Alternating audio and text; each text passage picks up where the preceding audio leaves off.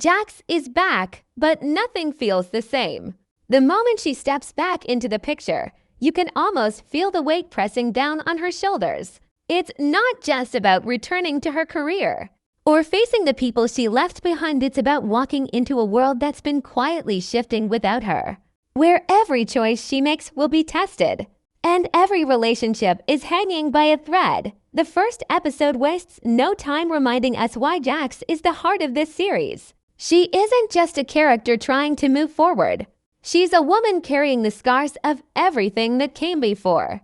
Her return isn't painted as some triumphant comeback. It's raw, messy, and almost uncomfortable to watch at times, because it mirrors the reality of what happens when you leave chaos unfinished and try to step back into a life that no longer fits neatly. Jax walks back into her professional role with a sense of control on the outside, but you can see the cracks forming underneath. The show does a brilliant job of balancing her confidence with her vulnerability. She's sharp with her words, still knows how to command a room, but the tension in her eyes and the silence between her sentences speak louder than anything she says. Her personal relationships highlight this even more. With family, there's a strain that no apology can easily mend. People remember absence more than they forgive it, and Jax is faced with the truth that her presence now doesn't erase the pain of when she wasn't there. Every conversation she has feels layered, half about the present, half about all the baggage from the past. With her colleagues, there's this subtle mix of respect and skepticism. They know Jax is brilliant, but they also wonder if she's ready, if she's steady enough to handle what's coming. That hesitation hangs in the air like smoke, reminding us that reputation only gets you so far when trust is broken. What makes this return so powerful is the way the show frames it. It doesn't give us a grand moment of victory. It gives us tension, unease, and the quiet discomfort of being watched. The camera lingers on Jax in ways that make you feel the judgment of the people around her, and in turn, you start to wonder the same things they do. Is she really ready to be back? Has she truly dealt with the storm inside her? Or is she just pretending long enough to keep her place in a world that moved on without her? The first section of her return sets up the season's emotional backbone. Jax is back in the room, but it's clear she's not in control, not yet. The people around her sense weakness, opportunity, or unresolved tension, and each one of those threads is waiting to be pulled. The brilliance of this opening is that it doesn't give us certainty. It gives us doubt. And in a show called Reasonable Doubt, that's exactly where the story needs to begin. What makes Jax's return truly striking is not just her presence, but the ripple effect it causes in everyone else's world. Her home feels different, her workplace feels foreign, and even the people who once leaned on her now look at her as if she's a stranger. That shift becomes clear in the little moments, the pauses before someone answers her, the careful choice of words when they speak, the sideways glances that carry more judgment than any full sentence ever could. It's not hostility outright. It's something colder, quieter. It's distance. And distance, when it comes from people you love or once trusted, cuts deeper than open conflict. The writers lean heavily into this sense of alienation by showing us how Jax tries to bridge those gaps. She makes efforts to reconnect, to offer the version of herself that once commanded loyalty and closeness, but the response she gets is measured, almost hesitant. It's like people are testing her, waiting to see if this new Jax is stable enough to stand without collapsing. And this is where the brilliance of the show comes through. It doesn't let Jax escape from the consequences of her past choices. Instead, it forces her to sit with them, to see them reflected in the way others now treat her. She can't charm her way out, can't argue her way into forgiveness. Respect has to be earned again, and forgiveness may not come at all. At the same time, Jax's professional world doesn't wait for her to find her footing. The cases, the conflicts, the politics, they all move forward with or without her. And the more she tries to assert herself, the more she's reminded of just how fragile her position is. Colleagues who once trusted her instincts now second-guess her decisions. Friends in high places who once backed her now keep a cautious distance, as though her presence might bring trouble to their doorstep. Jax is still powerful, but the edges of that power are frayed. And every interaction becomes a subtle negotiation to prove she still belongs in the room. What makes this tension so gripping is the duality of Jax herself. On one hand, she's visibly fighting to re-establish her ground, her confidence sharp enough to cut through silence. On the other hand, the camera catches the moments when her guard slips the quiet stare after a meeting, the clenched jaw when someone questions her, the deep breath before walking into a space she once owned. These are the moments that remind us she's not just battling those around her. She's battling herself. Doubt creeps in, whispering questions that echo louder than any outside criticism. Am I ready? Do I still have what it takes? Can I truly fix what's broken? Or am I just delaying the inevitable collapse? The episode makes it clear that Jax's greatest challenge isn't just Ozzie's schemes or the legal drama swirling around her. Her biggest fight is with her own reflection. Every step she takes is shadowed by the ghosts of choices she can't undo, and the weight of expectations she can't fully meet. This is where the story finds its depth by showing us a woman who is both a powerhouse and a prisoner of her own past. Her strength is real, but so are her cracks. And in a world where people are quick to exploit weakness, those cracks are dangerous. By the end of this stretch of the episode, the question isn't whether Jax is back. She is back, undeniably. The real question is whether she can survive in a landscape that's no longer built for her. She has the intelligence, the resilience, and the fire, but is that enough when the trust is gone, the support has thinned, and the enemies smell blood in the water? That's the tension the show locks us into, and it's what makes her return not just dramatic, but deeply unsettling. We're not watching a hero reclaim her. We're watching a survivor try to stand in a world that may no longer want her there. The brilliance of Jax's return isn't just about how she feels stepping back into her life. It's about the battles that quietly spark the moment she does. The people around her don't come at her head on. Instead, they press against her in quieter, more calculated ways. A colleague interrupts her mid-thought in a meeting, as if testing whether she assert herself or let it slide. A supposed ally shares information just a beat too late, forcing her to play catch-up in conversations where she once led with ease. These aren't accidents. They're signals.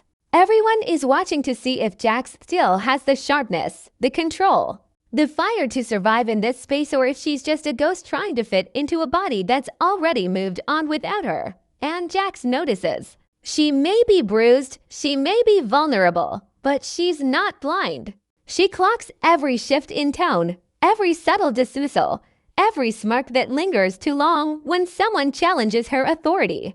The show paints her in these moments as both predator and prey, keenly aware of the traps around her, but also forced to tread carefully because one wrong move could confirm the doubts people already whisper behind her back. That's where the tension builds. She can't lash out like she used to because she's on thin ice. But she also can't shrink because shrinking would mean surrender. So she exists in this dangerous middle ground, balancing her pride and her survival, trying to carve out space in a room where the walls are slowly closing in. Her personal life mirrors this silent war. Family dinners turn into interrogations disguised as small talk. Friends ask questions with smiles, but the undertones feel like accusations. Even moments of intimacy where she should find peace are shadowed by unspoken resentment. The message is clear. Everyone has an opinion about her return, and none of those opinions are neutral. For some, her comeback feels like unfinished business. For others, it feels like an inconvenience. And Jax, trapped between their expectations and her own fragile sense of stability, has to navigate each interaction like she's walking through a minefield. But here's where the show digs deeper. Jax is not just surviving these silent attacks, she's strategizing. You can almost see her mind working in real time, measuring people, storing away their weaknesses, recalibrating her own tactics. She doesn't have the luxury of being reckless anymore. Instead, she's forced into a slower, more deliberate game, where every smile she offers is a mask, and every concession she makes is just setting up a larger counterplay. This is Jax at her most dangerous, not because she's at her strongest, but because she's learning how to weaponize her vulnerability. She knows the people around her underestimate her, and she's willing to let them, just long enough to turn that underestimation into an opening. By the end of this section of her arc, it's clear that Jax's return isn't about reclaiming the life she lost, it's about reshaping it into something sharper, something that can survive the scrutiny and betrayal circling her. The silent wars around her are more dangerous than any courtroom battle because they attack the very foundation of who she is. Yet, in the same breath, they ignite a different kind of fire in her. This isn't the Jax who once moved through life with untouchable confidence. This is a Jax who has been broken, watched her world crumble, and come back with scars she refuses to hide. And it's precisely those scars that might make her the most formidable she's ever been. The brilliance of the writing here is that it doesn't spoon-feed us a clear path forward. Instead, it leaves us unsettled. Jax is back, yes, but she's standing in a storm where every lie could be a traitor, every family member a reminder of her failings, and every colleague a potential rival. The wars aren't loud, they're quiet, creeping, and suffocating. And that silence, that's what makes them deadly. What makes Jax fascinating in this stage of her return isn't simply her resilience, it's the way she transforms under pressure, quietly but unmistakably. She knows she can't go back to being the woman she was before. That version of Jax was brilliant, yes, but she was also reckless, fragile beneath the surface, and far too trusting of people who didn't deserve her loyalty. Season 3 makes it clear, if Jax is going to stand in this world again, she has to become something entirely different. And that transformation doesn't happen in loud declarations or dramatic speeches. It happens in the quiet moments when she's alone, wrestling with herself, making decisions that will change not just how others see her, but how she sees herself. The first layer of this transformation is acceptance. Jax begins to understand that not everyone will forgive her, not every bridge can be rebuilt, and not every space she once owned will be returned to her. Instead of wasting energy trying to win everyone back, she starts to shift her focus to what actually matters, the people who truly stand with her, the battles worth fighting, and the parts of herself that no longer serve her survival. It's not an easy process. The pain is still raw, the shame still lingers, but Jax chooses to stop running from it. She faces it, absorbs it, and begins to use it as fuel. The second layer is strategy. If the earlier episodes showed her being tested and second-guessed, this phase shows her quietly sharpening her tools. She watches, listens, and takes notes in silence, learning how the new power dynamics work without rushing to force herself into the center. This patience is new for Jax. In earlier seasons, she might have charged headfirst into conflict, letting her brilliance and confidence carry her through. But now she understands that survival requires more than raw talent. It requires timing, precision, and the ability to move when others least expect it. This subtle shift makes her dangerous in a new way. She's no longer playing defense. She's preparing for offense, and she's willing to take her time. The third layer is identity. Jax has always been defined by what others needed from her. Her clients needed her strength, her family needed her presence, her colleagues needed her brilliance. But now, stripped of the certainty of their approval, she's forced to ask herself a harder question. What do I need from myself? This internal struggle gives her return its emotional depth. She's not just clawing her way back to the top for the sake of power or pride. She's searching for a version of herself that can stand even when everything else collapses. And that search forces her to make choices that might alienate people further, but also push her closer to becoming the woman she was always meant to be. By the time this section of her journey comes to a close, Jax feels different, not fully rebuilt, but undeniably reshaped. The fractures that once looked like weaknesses now resemble the lines of a new foundation, something sturdier and less likely to break under pressure. She may not have won everyone back. She may not even want to anymore. What she does have is clarity. She knows who she is, she knows who's really with her. And she knows that the battles ahead won't just test her as a lawyer or as a leader, they'll test her as a woman who refuses to be defined by her mistakes, And that's the genius of Jax's return in Season 3. It isn't about recapturing the past. It's about forging a new future, one built on scars instead of illusions. She's still flawed, still complicated, still capable of being pulled apart by her own emotions, but that's what makes her dangerous now. Because a Jax who has nothing left to prove to anyone but herself. That's a Jax who cannot be easily controlled, manipulated, or broken.